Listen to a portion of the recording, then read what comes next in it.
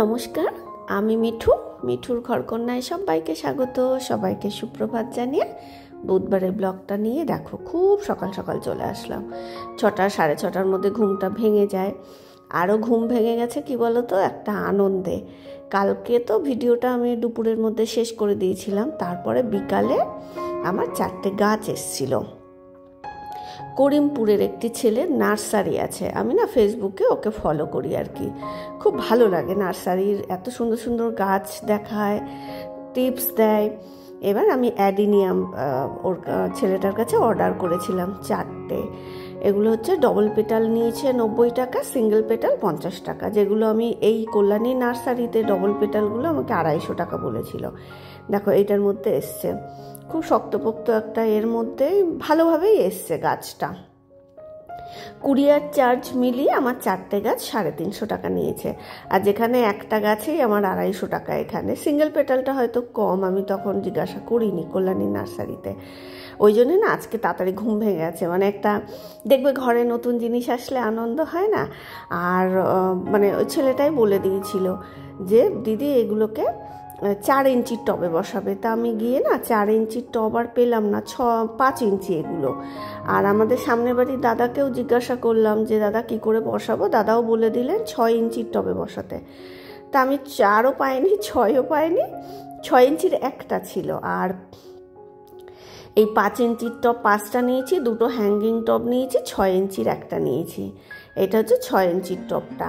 আমি আমাদের পাশেই যে ফ্ল্যাটটা নতুন হচ্ছে তার পাশে বালি ছিল।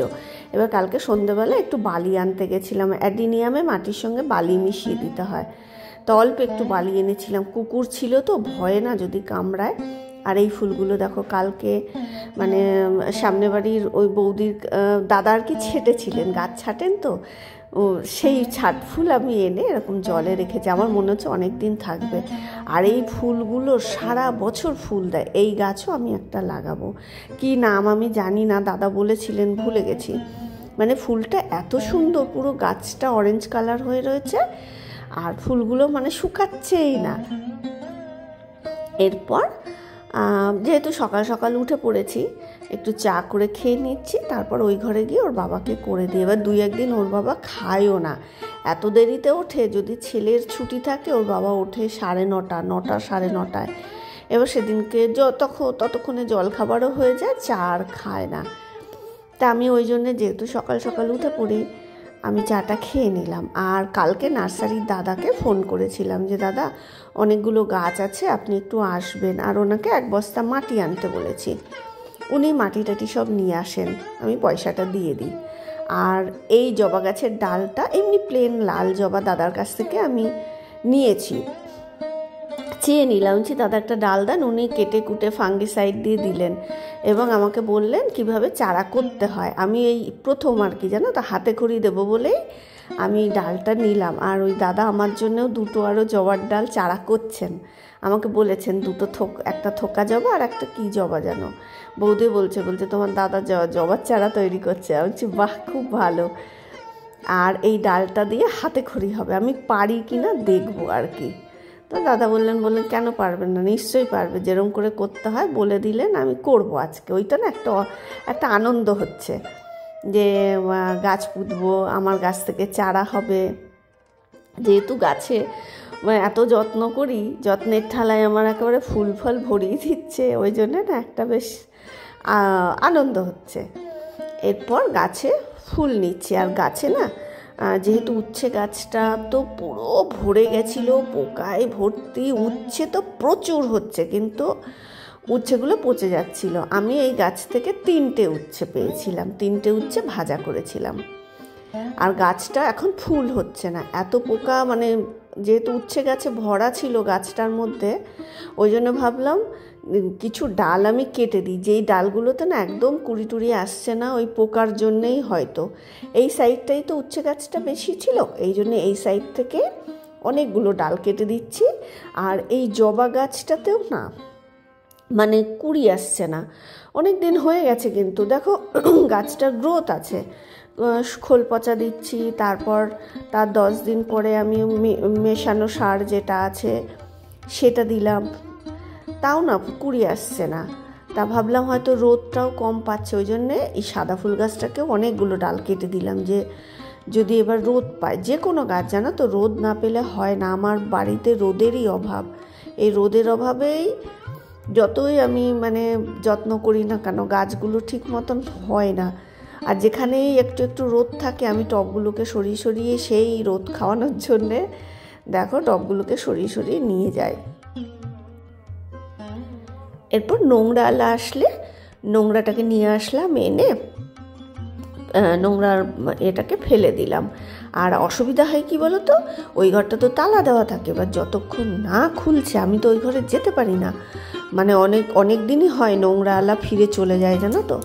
ওই জন্য ওর বাবাকে বলি আমি যে তুমি উঠে 7টা নাগাদ তুমি দরজাটা আগে খুলে দিয়ে তারপর তুমি শুয়ে পড়ো। এবার কি হয়, ওর বাবা না তালা চাবি তো এখন ধরে না, ছেলেকে দিয়েই তালাটাকে আটকায়। এবার সমস্যা হয়, ওর বাবা বলে যে না আমি তালা ছোবো না, চাবি ছোবো না, হয়তো ওইটাই আমাদের ছোঁয়া হয়ে যাবে, একটা ভয় আছে তো। এবার যে কারণে ওর বাবাও ছুতে চায় না, আর ছেলেও একটু দেরিতে ওঠে ছুটির দিন। এরপর দেখো আজকে ওর বাবা উঠেই বললো, খুলে দিয়েছিল আর কি, বলছে ঠিক আছে তাহলে চাবিটা তোমরা ছুঁয়ো না, আমি রাতে তালা দিয়ে দেবো আবার। এরপর অনেকগুলো কাজ করলাম, দেখো ওই দিকের গাছগুলোতে জল দিলাম আর কি। তারপর এই পাশের গাছগুলো যেহেতু বৃষ্টি হবে বলে শেডের তলায় রেখেছিলাম, আবার দিনের বেলা রোদে বের করি, আবার বিকালবেলায় তুলে নিয়ে যাই, যেহেতু সার দেওয়া আছে, বৃষ্টি হলে যদি গাছটার ক্ষতি হয়। এবার এই গাছগুলোতেও জল দিয়ে দিলাম। আর নার্সারি থেকে কতগুলো পাতাবাহার এনেছিলাম, একটা ফুল গাছ টিকোমা বোধহয় নামটা ভুলে গেছি, অত তো মনে থাকে না। এবার সেই গাছটাও মানে বসাতে পারছি না, আমি বসাতে পারি কিন্তু জানো তো ফুল হয় না বলে না আমি বসাই না, অথচ নার্সারির দাদাকে দিয়ে বসায়।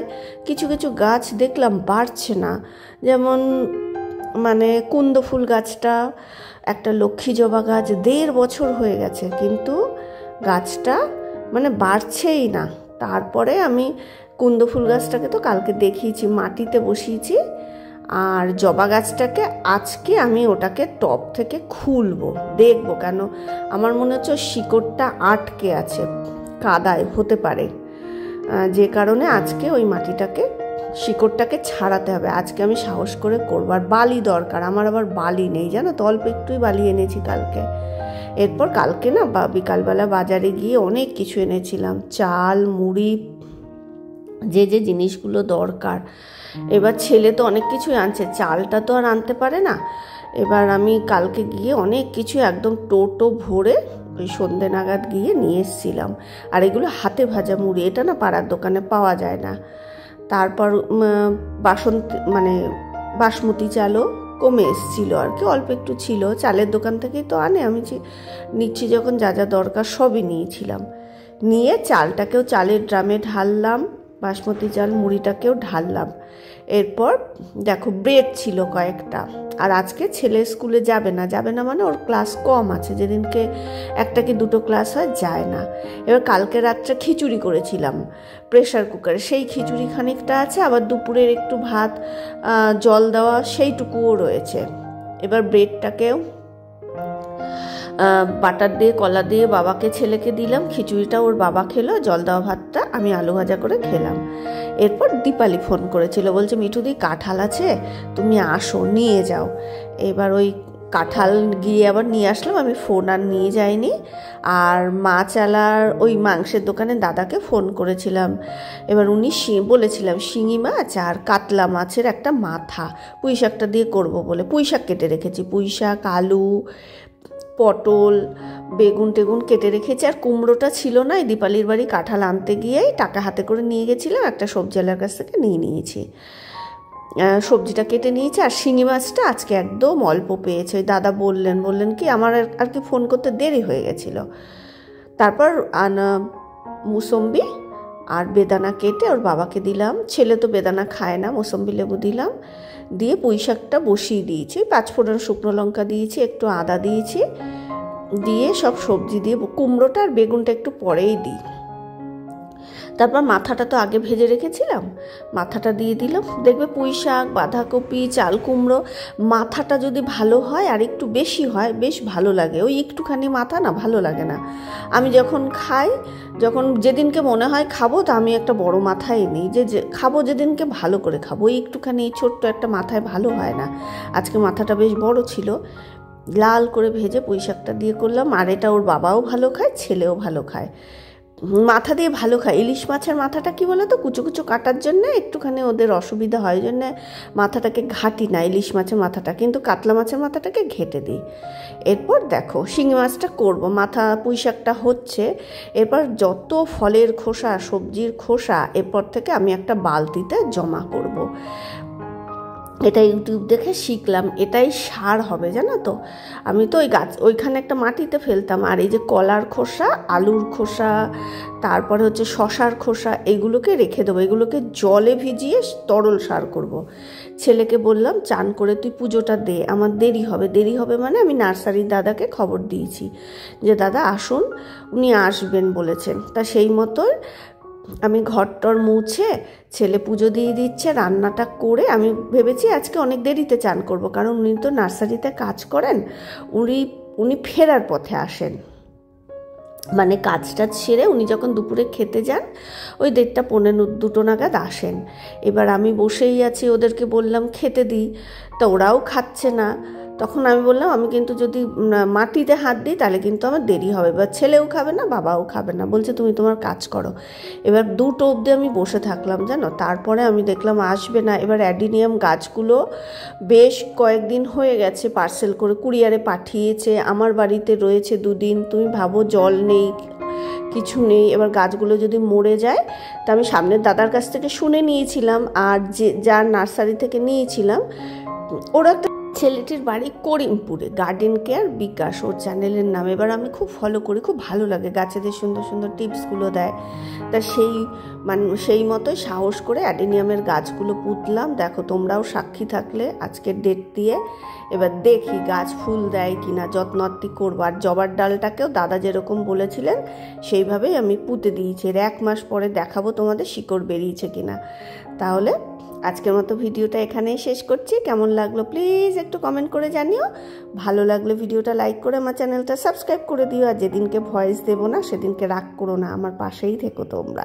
তাহলে সবাই খুব ভালো থেকো, সুস্থ থেকো, টাটা।